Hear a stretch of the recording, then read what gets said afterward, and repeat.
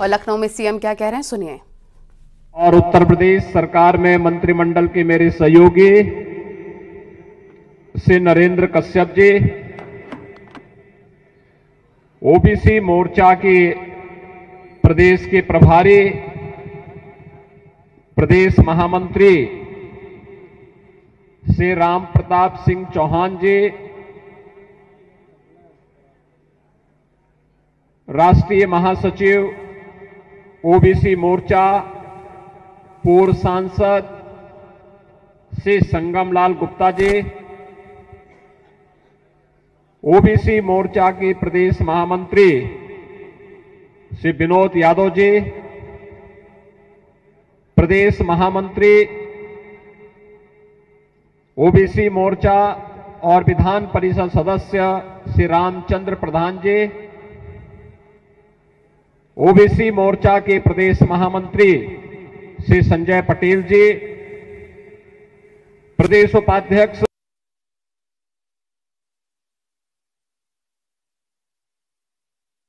योगी आदित्यनाथ को आप सुन रहे थे। बहरहाल खबरों में आगे बढ़ते हैं। खबर हरिद्वार से। ये देश की कौमी एकता की मिसाल ही है कि आस्था की सबसे बड़ी यात्रा के लिए कावड़ तैयार करने वाले ज्यादातर कारीगर मुस्लिम हैं। संजय पटेल जी, प्रदेश उपाध्यक्ष ओबीसी मोर्चा श्री प्रदेंदु जागड़ा जी और प्रदेश भर से आए हुए ओबीसी मोर्चा से जुड़े हुए सभी प्रदेश कार्य समिति के सदस्यगण, क्षेत्र और जनपद स्तर पर कार्य करने वाले सभी उपस्थित बहनों और भाइयों, आज प्रदेश की राजधानी लखनऊ में आप सबने अपनी प्रदेश कार्य समिति का आयोजन किया है। मैं इसके लिए प्रदेश सरकार की ओर से प्रदेश भर से आए हुए आप सभी कार्यकर्ताओं का हृदय से स्वागत करता हूं। जिनकी आकांक्षा है और जिनके मन में समाज जीवन और राष्ट्र जीवन के साथ आगे बढ़ने का एक जज्बा है।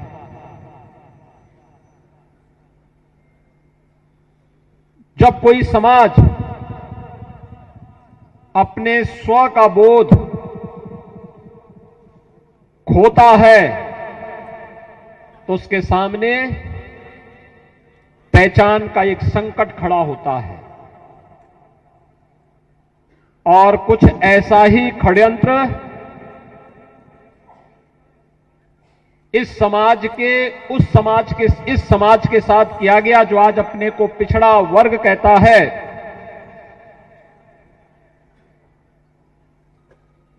उस समाज के साथ जो अपने बल से, अपने बुद्धि से, अपने पौरुष से भारत को भारत बनाने,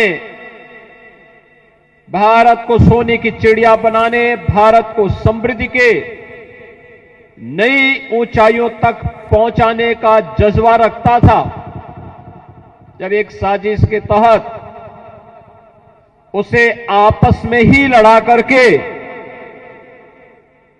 उसके सामने उसके सत्व के बोध को समाप्त करवा दिया गया तो एक पहचान का संकट न केवल इस समाज के सामने बल्कि पूरे देश के सामने आ गया था।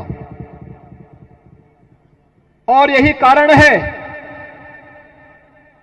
वे ताकतें जानती थी कि अगर ये समाज ऐसे ही पराक्रमी रहा,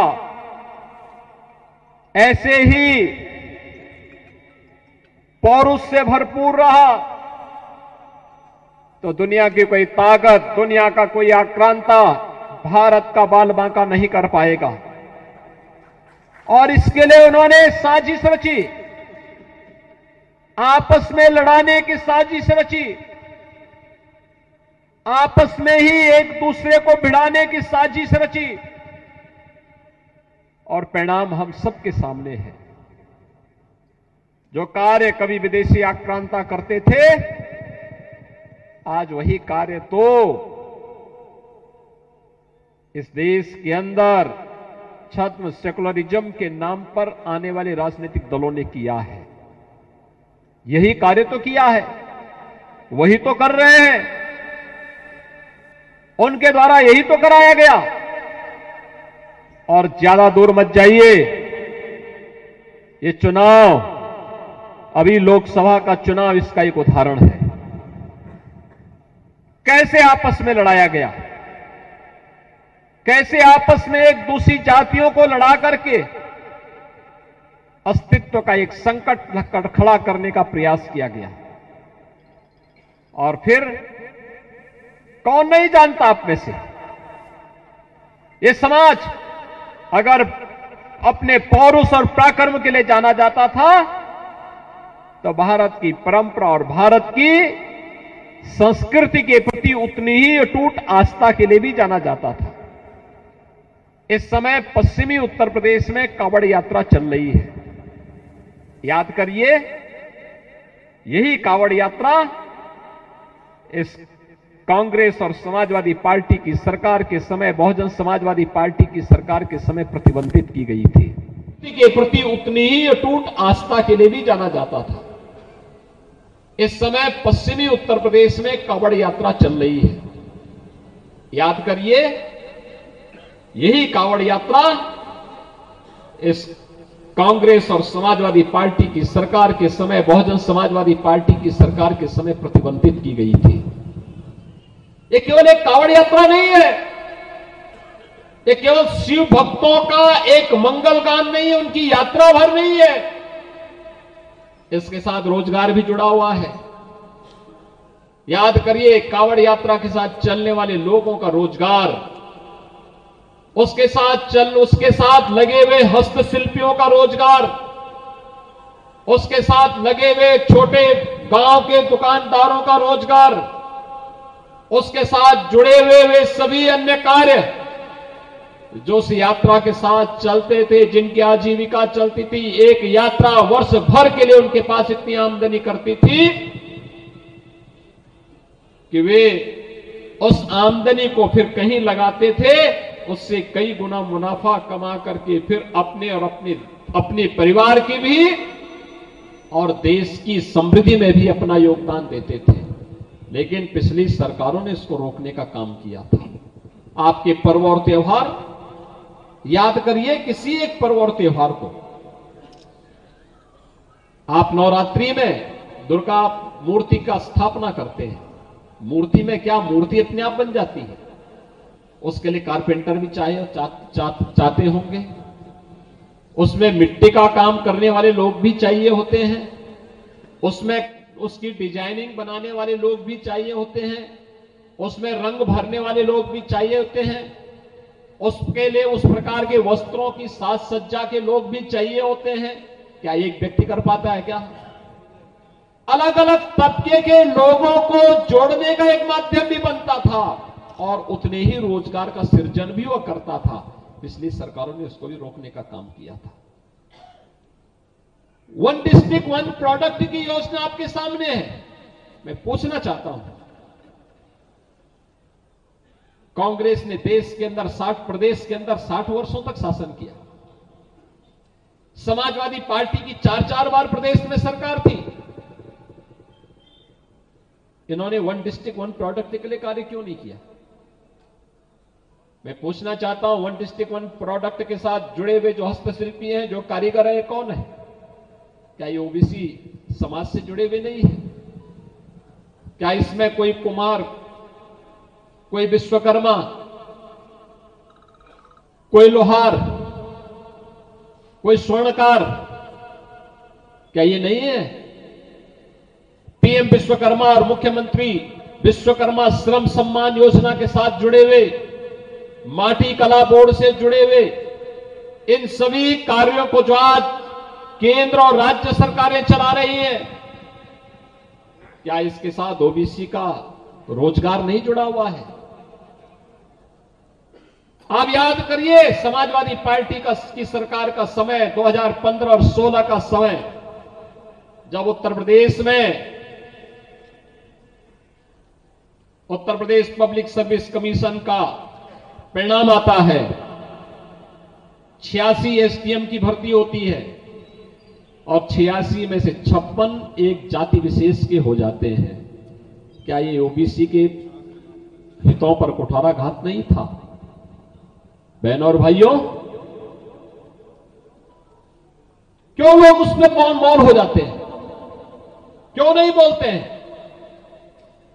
उत्तर प्रदेश में पिछले 6 वर्षों में हम लोग 7 वर्षों में हम लोगों ने 6.5 लाख भर्ती की है और मैं कहता हूं दावे के साथ, इन भर्तियों में ओबीसी समाज की, साफ ओबीसी और एससी समाज की 60% भर्ती हुई है। 60% से अधिक भर्ती हुई है। 69,000 शिक्षकों की भर्ती पर लोग प्रश्न खड़ा करते हैं। 69,000 नहीं, हम लोगों ने 1,25,000 भर्ती बेसिक शिक्षा परिषद में शिक्षकों की और 69,000 जिन शिक्षकों की भर्ती के बारे में प्रश्न खड़ा किया जाता है, ये समाजवादी पार्टी के वही मोहरे हैं जो लोग 86 में से 56 एक ही परिवार और एक ही जाति विशेष के लोगों को भरने का काम किए थे।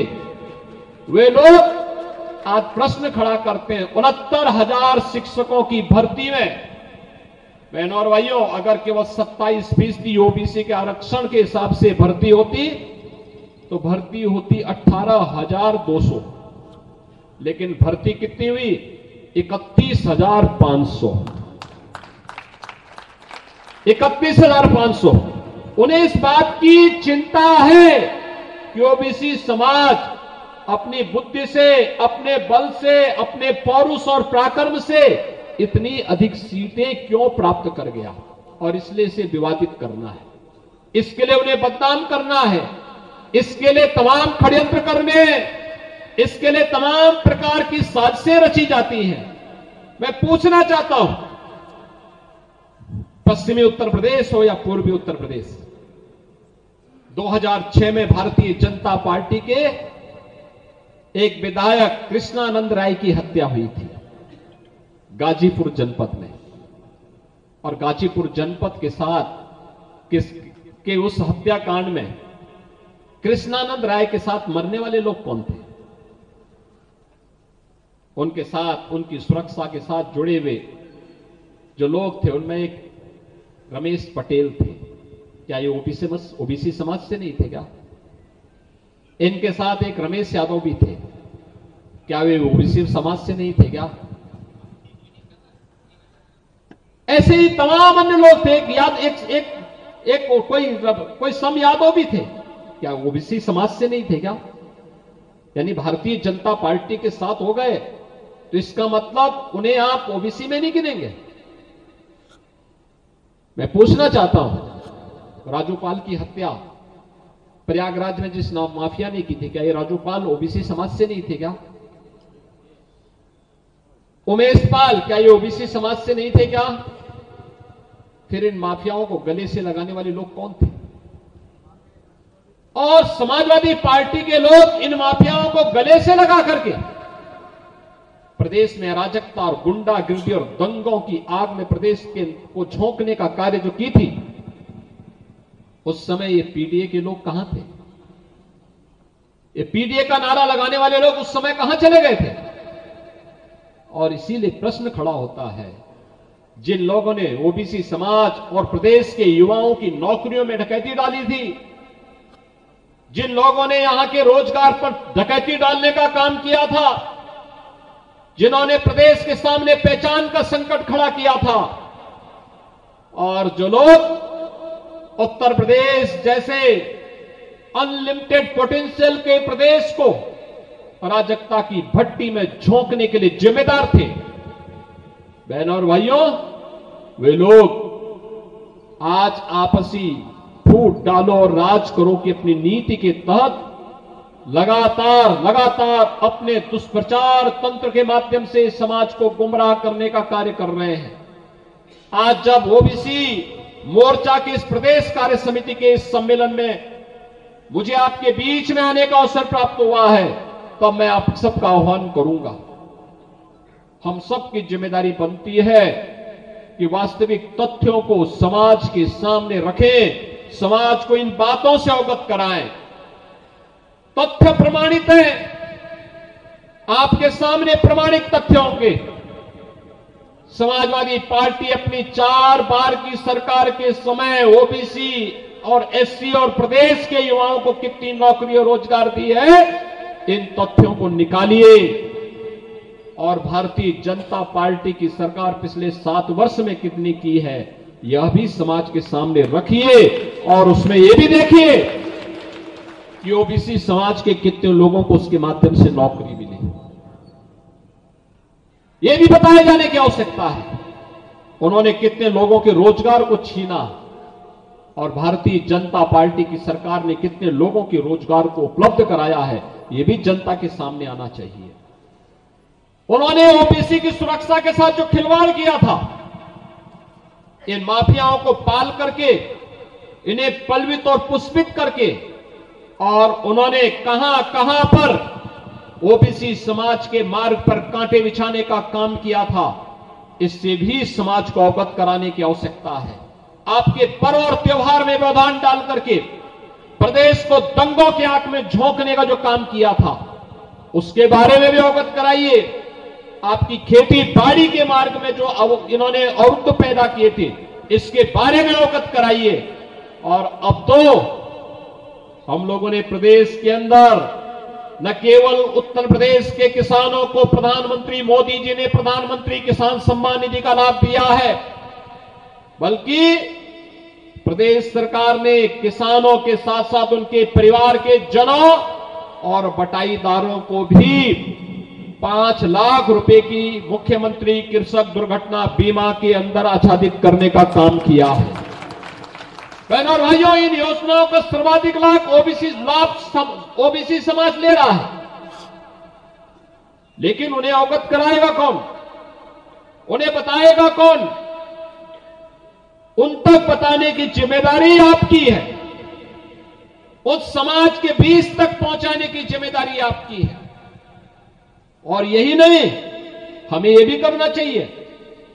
आप समाजवादी पार्टी के समय ओबीसी के कितने छात्रों को स्कॉलरशिप मिलती थी, और इस समय नरेंद्र कश्यप ही हमारे इस विभाग के मंत्री हैं, ये अपने आंकड़े भी प्रस्तुत करें और बताएं कि 2475 रुपए, हमने 2475 करोड़ रुपए केवल और केवल ओबीसी वर्ग के छात्रों के लिए आज स्कॉलरशिप के लिए हमारी सरकार ने दिया है, जबकि समाजवादी पार्टी की सरकार इसके आधी पैसा भी नहीं देती थी, आधे छात्रों को भी स्कॉलरशिप नहीं देती थी। और इसीलिए आज आपसे मैं कहने के लिए आया हूं, आप में इस समाज में बजरंग बली की ताकत छुपी हुई है, बस उस ताकत को उजागर किए जाने की आवश्यकता है, उस ताकत को उजागर किए जाने की आवश्यकता है। रावण की लंका को जलाने में और उसको दहन करने में बहुत देर नहीं लगेगी। ये जो रावण आज गुमराह करके समाज को आपस में ही लड़ाने का काम कर रहा है, याद रखना, हमारा ओबीसी समाज मजबूत हो, यह महत्वपूर्ण है, लेकिन हमें सर्व समाज के साथ बेहतर समन्वय करके देश विरोधी और समाज विरोधी गतिविधियों में लिप्त तत्वों को बेनकाब करते हुए प्रधानमंत्री मोदी जी के नेतृत्व और मार्गदर्शन में विकसित भारत की परिकल्पना को साकार करने के लिए प्राणपण से जुटना है। यही तो छत्रपति शिवाजी महाराज का आह्वान था, यही उनका आह्वान था। ये समाज विभाजित था, अयोध्या में राम मंदिर अपवित्र हुआ। ये समाज विभाजित था, मथुरा में भगवान श्री कृष्ण का जन्मभूमि का मंदिर अपवित्र हुआ। ये समाज विभाजित था, हमारे देवादिदेव महादेव भोलेनाथ भगवान विश्वनाथ का मंदिर अपवित्र हुआ। जो हमारा ओबीसी समाज सबसे अधिक गौ सेवा करता था, याद करिए, उसी समाज में गोवंश छीन करके उन्हें गौशाला में नहीं, उसकी गौ सेवा नहीं, बल्कि उसको कसाईयों के हवाले किया जाने लग गया। गौकसी होने लग गई, गौ हत्याएं होने लग गई, आपकी आस्था के साथ खिलवाड़ होने लग गया। ये सब मौन है, इनके मुंह से एक शब्द नहीं निकलता इसके लिए। ये अयोध्या पे नहीं बोलेंगे, ये मथुरा पे नहीं बोलेंगे, ये काशी पे नहीं बोलेंगे, ये माफिया राज पे नहीं बोलेंगे, ये लोग दंगों पे नहीं बोलेंगे, ये लोग कांवड़ यात्रा पे नहीं बोलेंगे, ये श्री कृष्ण जन्माष्टमी पे नहीं बोलेंगे, ये होली और आपके पर्व और त्योहारों पे चर्चा नहीं करेंगे। लेकिन बहनों और भाइयों, ये लोग जाति के नाम पर आपको लड़ाने की किसी भी कुत्सित मंशा से सदैव किसी न किसी षड्यंत्र में और उस प्रकार के षड्यंत्रों में लिप्त रहेंगे। और इसके लिए इन्होंने सबसे बड़ा औजार के रूप में इस्तेमाल किया है अपने स्मार्टफोन को। स्मार्टफोन, सोशल मीडिया प्लेटफॉर्म, और उसके माध्यम से झूठे वक्तव्यों को निकाल करके, झूठी जातें और झूठे शेयर करके इन्होंने इस प्रकार के षड्यंत्रों को आज अंजाम देना प्रारंभ किया है कि पूरा समाज एक दूसरे को दुश्मनी भरी निगाहों से देखने की स्थिति में पैदा हो। इस प्रकार के षड्यंत्र लगातार कर रहे हैं, इसलिए इनसे सावधान बनने की आवश्यकता है। और एक बार फिर से भारत को प्रधानमंत्री मोदी जी के उन संकल्पों के साथ जोड़ने की आवश्यकता है जिन्होंने 2047 तक भारत को दुनिया की सबसे बड़ी ताकत के रूप में स्थापित करके एक विकसित भारत के सपने को साकार करने का जो संकल्प लिया है, उस संकल्प के साथ जुड़ना हम सब नागरिकों का दायित्व बनता है। और इस दायित्व के साथ आपको जोड़ने के लिए आज उत्तर प्रदेश ओबीसी मोर्चा की इस प्रदेश कार्य समिति के माध्यम से मैं आप सबका आह्वान करने के लिए यहां पर उपस्थित हुआ हूं। बहनों और भाइयों, मैं आपको इस बात के लिए आश्वस्त करता हूं, मैं आपको इस बात के लिए आश्वस्त करता हूं कि डबल इंजन की सरकार है, आपके हितों को हर प्रकार का संरक्षण देगी, आपके हितों के साथ खिलवाड़ करने की छूट किसी को नहीं देगी। हम हर हाल में, हर स्थिति में आपकी आस्था के साथ, आपकी परंपरा के साथ, आपके पूर्वजों के साथ, आपके व्यापार के साथ, आपके रोजगार के साथ, आपकी आस्था के साथ किसी को भी खिलवाड़ करने की छूट नहीं देंगे, किसी को भी छूट नहीं देंगे। आधी आबादी, बेटी और बहनों की सुरक्षा के साथ किसी को खिलवाड़ करने की छूट नहीं देंगे। लेकिन हमें भी अपनी ताकत का एहसास होना चाहिए, और ये ताकत हमारी है एकजुटता का, एकता का एहसास।